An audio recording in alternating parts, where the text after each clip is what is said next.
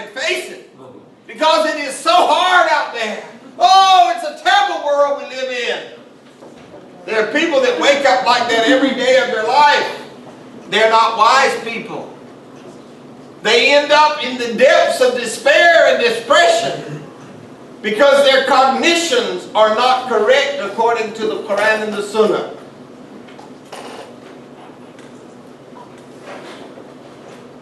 Surah 14 and verse 7, listen to this, my beloved brothers and sisters. If you are thankful, I will add more favors unto you. But if you show ingratitude, then my punishment is terrible. So who's doing it to you? Yourself. Our gratitude is beneficial for us alone. And our ingratitude is harmful to us alone. In cognitive behavioral therapy, we look at how people frame things. If people look at school as an opportunity to better themselves, they will enjoy it. But if they say, oh my God, I got to go to school. Oh, those miserable teachers. Oh, they just go on and on. Oh, I can't wait to get back home. Then your school day will just be horrible, won't it? How many people have experienced that besides me in the room? Remember those days. But if you say, Allah has given me a brain, mashallah, the opportunity to learn, the opportunity to make friends at school, the opportunity to excel, and your cognitions are positive, you'll have a different kind of experience. Surah 27 verse 19, my Lord, enable me to be grateful. This is a dua, a prayer for your favor, which you have bestowed upon me and upon my parents, and to do righteousness of which you approve, and admit me by your mercy into the ranks of your righteous servants. The key based on this verse is gratitude. And Suleiman was a man of gratitude, and he continued to pray, oh Allah, enable me to be among the grateful people. Surah 4 verse 147, why should Allah make you suffer torment if you are thankful and believe in Him? God always rewards gratitude and He knows everything. Allah subhanahu wa ta'ala has promised to reward gratitude. If I know that I know that I know that Allah has promised to reward gratitude, and I get up in the morning, I'm going to want to be grateful. Because I know in my heart that Allah is going to reward it. In this verse, Allah mentions thankfulness even before belief in Him. We saw in Surah 1, Al-Fatiha, a lesson in gratitude. And in Surah Al-Baqarah, an invitation for us to believe in the one God. Gratefulness leads to the path of Allah subhanahu wa ta'ala. It leads to belief. And some people are leaving and they told me they have to leave to go to work in various places. It's not because they don't like what I'm saying. Or they're ungrateful. In Surah 16 and verse 78, it is He who brought you forth from the wombs of your mothers when you knew nothing, and He gave you hearing. Some people commented on the blessing of hearing. And He gave you sight and intelligence. Somebody said that. And my wife said affection. She didn't say the word affection. She said having me as a husband. I'm translating that to affection. Why did He give us all of this? Read the last words, folks. So that you might give thanks to whom? To Him, to Allah. It is the purpose of our life. If we look at the verse that says Allah subhanahu wa ta'ala created men and jinns for naught except that they should worship me. Worshipping Allah is a way of showing gratitude that we were called to this exalted standard.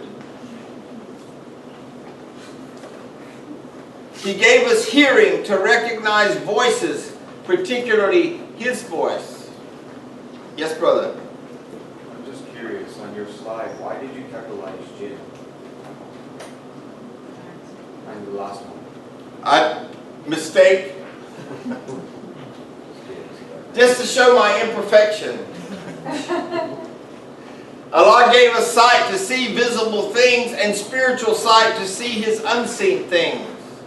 In Arabic we talk about basara. And did I say it right? Basira. Basira. Thank you so much. Basira, vision. And that vision is not only the vision that you have in your eyes, but is a spiritual vision. Basira. He gave us spiritual sight to see His unseen things, a brain for intelligence, and a heart for affection, so that we can distinguish the harmful from the beneficent, or from the beneficial, and surrender these things back to Allah. When we give thanks to someone, we expect them, or we give a gift to someone, we expect them to say what? Thank you, or in Arabic, Jazakallah khairan, or Jakizah, thank you. Or Jackal. I'll forget that. I'll forgo my Arabic today. And my imperfections are showing again, Ibrahim.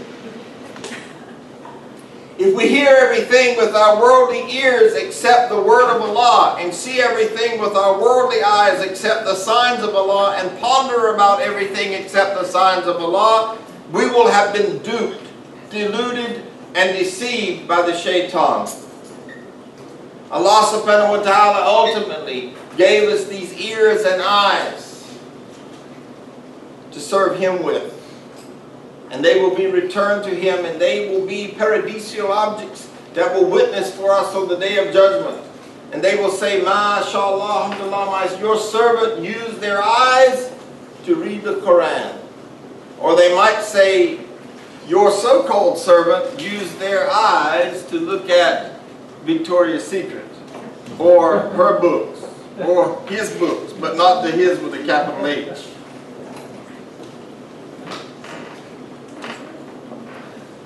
Satan's main aim is to keep people from being grateful. After Allah sent him out of the garden because of his arrogance and disbelief, it is recorded in the Quran what Satan vowed in response. I will lie in wait for them on your straight path, and I will assault them from in front through their eyes. And from behind them, the brain is in the back part of the skull. From their right and left, ears are on our right and left, hands. Now will you find in them gratitude for your mercies. When people are complaining, they are ungrateful. When you complain, you are cutting off the spiritual hose of blessing. The more you complain, the more negativity you will bring into your life. It's like a self-fulfilling prophecy. Allah allows us to undergo difficulty in order to test our patience. And that should be with a C. I recorded this through dictaphone, so that's a misspell. Again, my imperfections are alive today and well. And thank Allah for them because they keep me humble. And whether we will remain grateful to Him for giving us sight, hearing, intellect, and heart. People who are thankful in the face of great hardship enter into a state of intimacy and gratefulness with Allah subhanahu wa ta'ala. During hardships and calamities, it is natural to get swept away by the affliction of the moment.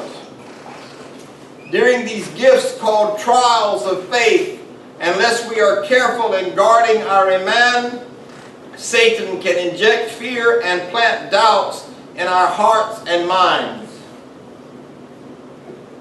In that vulnerable state, the reaction to our strong feelings can get stronger than the trust in our faith. And interestingly enough, while I was working on this, I knew that I had preached a khutbah years ago on the gift of test. And I went back and I found this khutbah yesterday, and that khutbah was presented 2 days after I found out I had cancer in 2003. It was presented at the United States Penitentiary No. 1 in Coleman, Florida. when I divulged to the inmates there that I had found out I had cancer and what a gift it was from Allah. Look at Surah Ankabut, verses 1 through 5. Do men or women think that on their mere saying, we have attained to faith, they will be left to themselves and will not be put to a test? Yeah, indeed, we did test those who lived before them, and so too shall be tested the people now living. And most certainly will Allah mark out those who prove themselves true, and most certainly will He mark out those who are lying. Or do they think, they who do evil deeds while claiming to have attained to faith, that they can escape us? But indeed is their judgment. When my doctor told me that I had cancer, I immediately went home and opened the Quran, and this is where it opened to. Because I asked Allah, what do I tell my children? How do I break this to them? And I sat down with them and I read these verses. And I said, the reason I'm telling you this is because today I found out I have cancer. And it's a gift from Allah. If I am a real Muslim, I'm going to withstand this test with flying colors. And if I'm not, I will fail.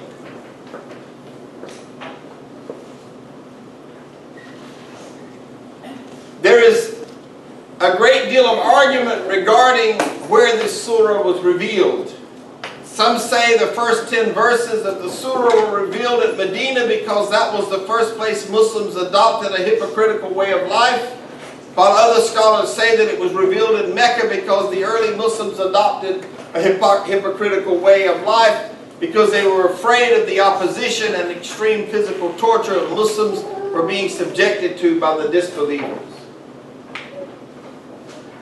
Later in the surah, the Muslims are exhorted to migrate and escape their difficulty. What I want to point out to you, and you will see in this class, is that people suffer from greater difficulty, folks, than we're suffering from today. And let me tell you that my heart goes out to you. I have empathy for you if you are going through difficulty. But I want to point you out to the verses that if you hold on to them, they will invigorate and fortify your iman. First they migrated to Habash. And then they migrated again from Mecca to Medina. And we all know that moving is an extremely high stressor. How many people have moved before? Look at this. It's a 4-letter word. It sucks. It sucks.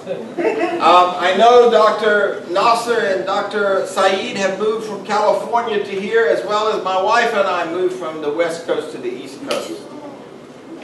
And when you move a house full of furniture, even if you move from Dr. Phillips to Winter Park, it's an exhausting and daunting task, isn't it? Moving is stressful.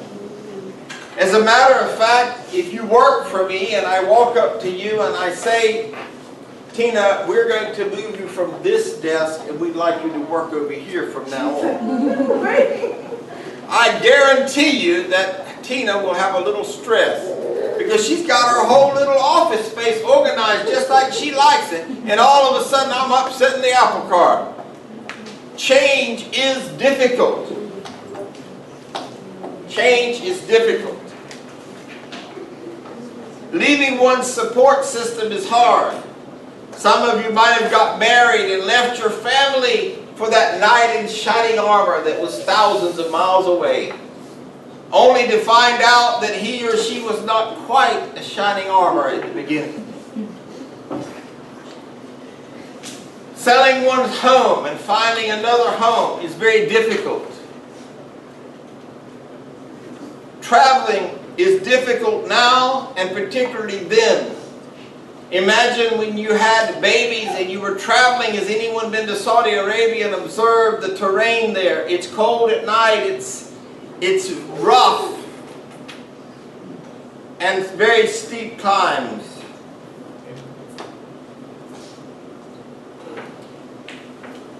Transition in age is difficult. As we grow older and we begin to regress, it's a difficult adjustment. Transition from healthy to unhealthy is a test. Transition from single life to married life is a challenge. A pursuit, for many, it's a huge challenge. For most, it's a challenge. No matter how in love you are. Oh, I hear the birds singing, the butterflies. A perusal of this surah illustrates a period of extreme persecution and testing. Similar today, disbelievers were opposing and fighting Islam tooth and nail. I should be similar to today. New reverts were subjected to severe oppression. On a weekly basis, we speak to reverts around the country who have lost their family members because they embraced Islam. Recently, we talked to a graduate student, not in this state, who did not have food because her family found out she was a Muslim and they cut off support from her. So we had to get Muslims in that community to go and give her food. So much so that her hair is falling out. So much so, she had persevered to the point that her hair was falling out of her head.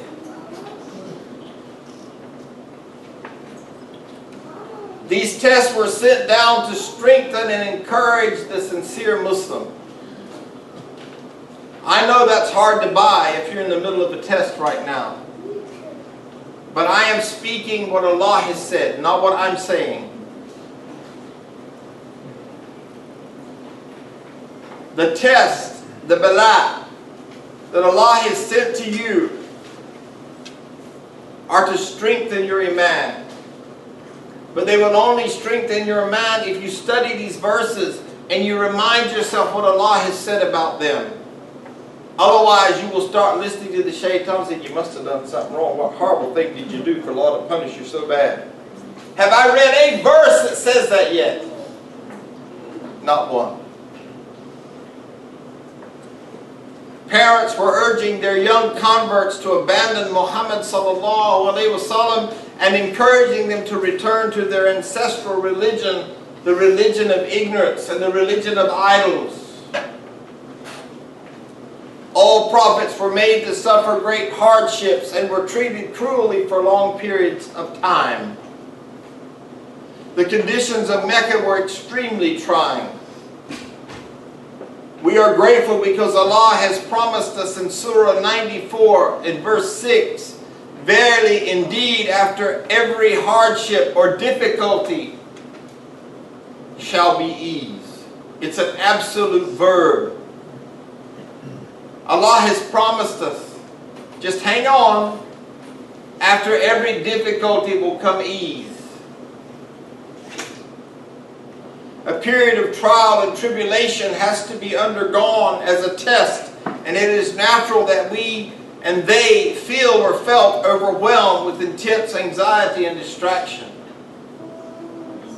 When the going gets tough, it's not the time to stop praying, it's the time to start praying. It's the time to up the ante and make sure you pray. It's the time to read these verses. And I see a lot of people taking pictures today of these verses. I hope that you will put them on little postcards and put them up in your bathroom on the mirror, or in your dressing room on the mirror, or in your bedroom on the mirror, or in the kitchen on the cabinet, so that you are continuously reminded of this attitude of gratitude that benefits your soul as a Muslim. Allah's succor always comes. And I want to share something beautiful about this word, succor. Does anybody know what it means, by the way? Let me tell you a beautiful way to never forget what it means. I am from North Carolina. You can't tell, right? From my accent. You would have never thought it, right? And I come from a farm family.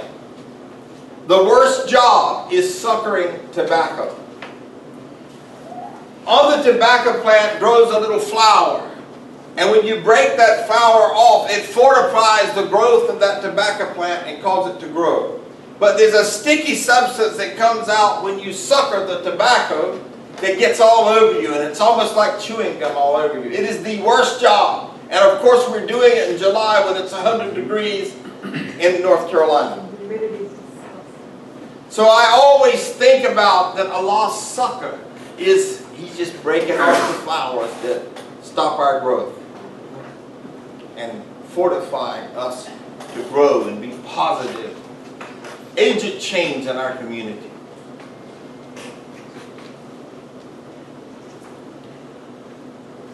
Khabab bin Arat's experience was reported by Baqarah, Abu Dawood, and Nasai.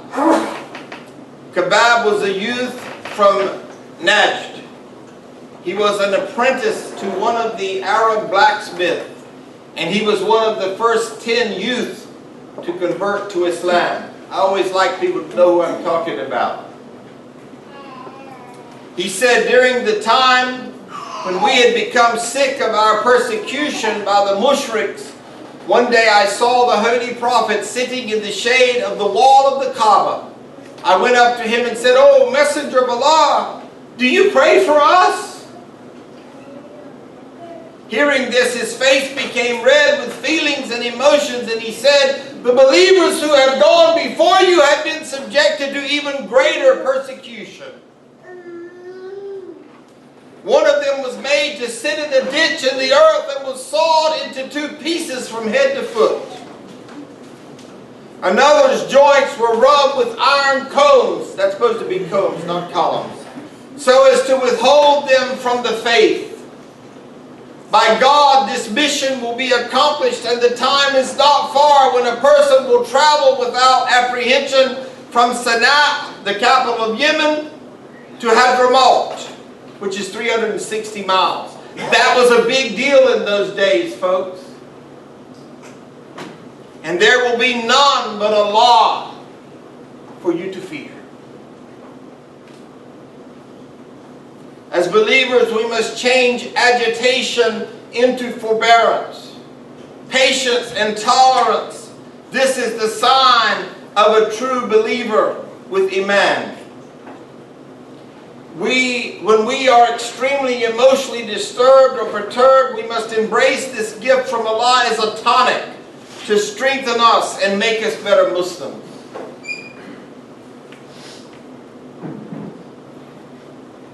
Allah subhanahu wa ta'ala says, "No one can become worthy of our promises of success in the world and the hereafter merely by verbal profession of faith. But every claimant to the faith will have to pass through trials and tribulations so as to furnish proof of the truth of their claim." Paradise is not cheap, and neither are the special favors from Allah subhanahu wa ta'ala on this earth. We should not be deluded to believe, and that should be deluded. I recorded this with Dragon, and so some words are misspelled today. I'm seeing a lot of them. I usually have my wife do spell check for me, but we didn't have time this week, so I apologize for these mistakes. We should not be deluded to believe that we should be blessed with a bunch of favors just because we said, "La ilaha illallah Muhammadan Rasulullah." Some people believe that if I just say that everything's going to be on automatic cruise from now on. That's what people believe. People believe that if I just say, "Ashhadu an la ilaha illallah wa ashhadu anna Muhammadan Rasulullah," I would have bought a ticket to ease from Allah. And that's not what the Quran says.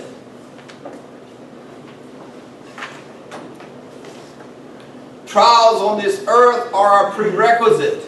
They are perhaps our Islam 101.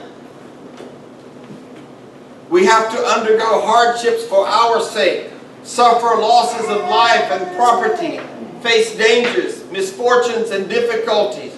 The Holy Quran tells us that we must be tried both with fear and with greed. We have to sacrifice everything that we hold dear as pleasures and bear every discomfort in that way.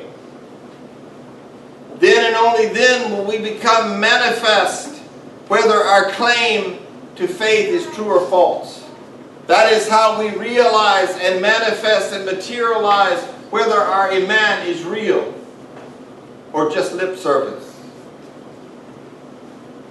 This has been said in every place in the Quran where the Muslims have been found placed in hardship and difficulties and in times of consternation, fear, confusion, sudden amazement and dismay. In Surah Baqarah, do you think that you will enter paradise without undergoing such trials as were experienced by the believers before you? They met with adversity and affliction and were so shaken by trials that the Prophet of the time and his followers cried out, "When will Allah's help come?" So it's normal to do that. Then they were confronted with the good tidings. Yes, Allah's help is near. After the battle of Uhud, the Muslims were again confronted with a period of affliction. It was said, "Do you think that you will enter paradise without undergoing any trials? Whereas Allah has not yet tried you to see who among you are ready to lay down their lives in His way and who will show fortitude for His sake." In verse 179, Surah 3, in verse 16 of Surah Tawbah, and verse 31 of Surah 47, Surah Muhammad, we see verses where Allah impresses on the Muslims that trial is the touchstone by which the pure and the imperial are judged. Many of us have suffered the loss of loved ones and things, and this is not anything new. The same things have been happening for centuries. Allah tests believers according to their level of faith. The people most severely tested are the prophets, then the righteous, then the next best and the next best. A man will be tested in accordance with the degree of his religious commitment. The stronger his religious commitment, the stronger his test. And this is an authentic hadith. People say, I want to be one of those people that don't have many tests. Oh, why do I have to be tested? Because they fail to see that their test is a blessing. That their test is a gift from Allah. The way that we are framing our test is inaccurate. We fail to see that these tests are Allah's signs for His love for us. When I had cancer, I used to sit up in the bed in my hospital and say, I know Allah loves me. This is surgery number 9, surgery number 10, surgery number 11, 15 surgeries in 8 months. And there are those people in this room that came to see me when I had a stroke 2 years ago. 300 people visited me on the first day and brought 70,000 angels to me. And I said to every one of you, this is a gift from Allah. Allahu Akbar. And then I asked you to forgive me because if this was the end of my road, I wanted this to be an opportunity to make things right. Not to have a self-pity party for myself, but to be right with my Lord.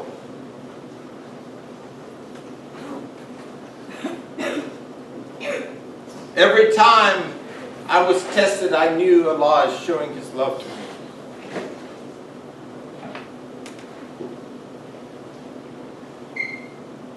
Sometimes we get on that slippery slope of questioning the qadr of Allah, His justice, and the divine wisdom of the unseen. We start blaming others and chanting things like, life is so unfair.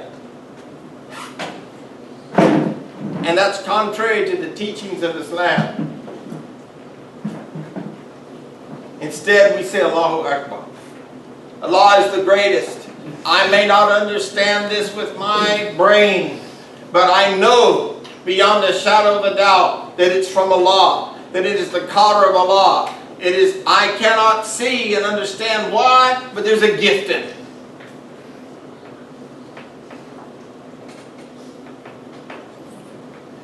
That's very hard for children to understand, and my children were very upset with me. People would come to the house to visit me, and my blood pressure was so low at the time that they used to sit me upside down in a chair so some blood would run to my heart and head, so they could get my blood pressure, because they said, "You're going to die. There's nothing else we can do for you." People would come to visit, and my children would say, "Oh, come on in. Mr. Happy Pants is laying upside down over there, waiting for people to come so he can praise the Lord because he's dying." Yeah, they were angry because their frontal lobes are not developed. They can't understand that level of commitment to Allah yet.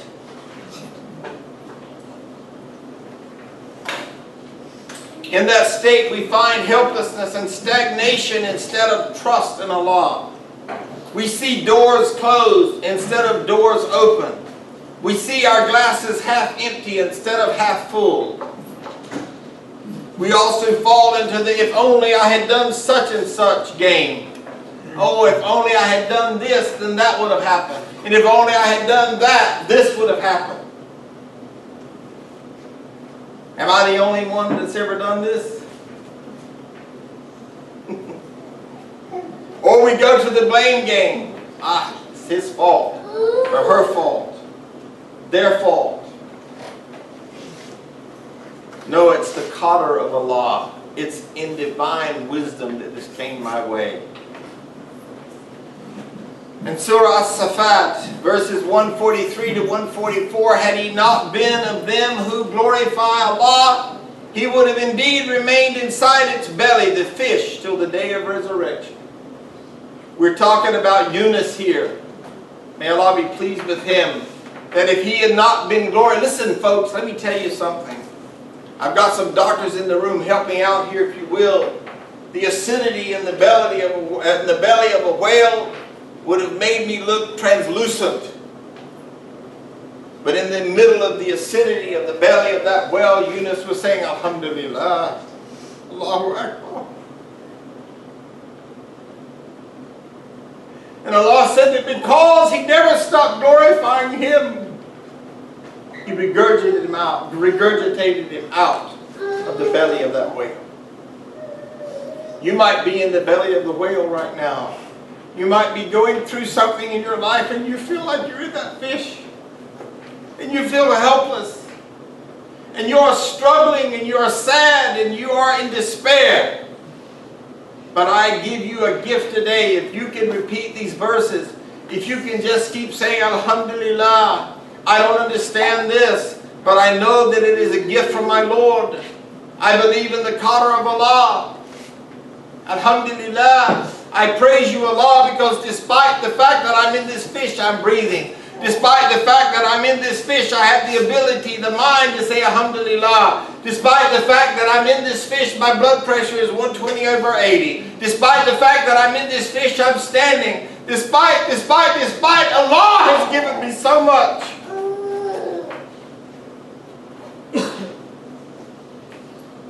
As believers, we should recognize that only Allah's grace and mercy can deliver us from challenging situations. In Surah Baqarah, verse 64, "Then after that you turned away.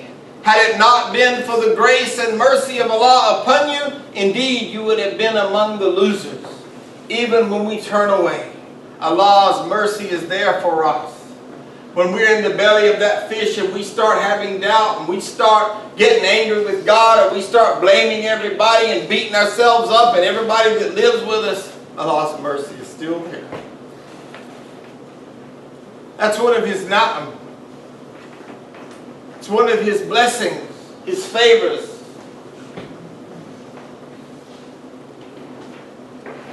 Narrated from Abu Hurairah radiallahu anhu that the Prophet Muhammad sallallahu alaihi wasallam said, "The strong believer is better and more beloved to Allah than the weak believer. Although both are good, strive to do that which will benefit you and seek the help of Allah, and do not feel helpless. If anything befalls you, do not say, 'If only I had done such and such, the such and such would have happened.' Rather say, 'Allah has decreed And what he wills, he does. For it only opens the door to the work of the shaitan. These hadiths and these amazing verses are here for our benefit if we use them. If we don't, we will keep spiraling into that depths of despair and sometimes even into depression. In Surah Al-Hadid, verses 22 and 23, no calamity befalls on the earth or in yourselves, but is inscribed in the book of decrees before we bring it into existence. Verily that is easy for Allah, in order that you may not grieve at the things you fail to get. Many of us spend large portions of our day grieving about what we didn't get. Well, I really wanted this. I really wanted to marry that man, and it didn't happen. I really wanted to marry that woman, and it didn't happen. Astaghfirullah. And we just go into all these lies from the pit of hell, instead of saying it wasn't Allah's will. I, as a therapist, get blamed for being the bad guy when people come to me for premarital counseling and decide not to get married. I'm a real bad dude, because I broke them up. It wasn't in the collar of Allah, it was Imam Sykes. He's terrible. And people say that. They have gossiped about me in the community because I saved them hundreds of thousands of dollars in divorce fees.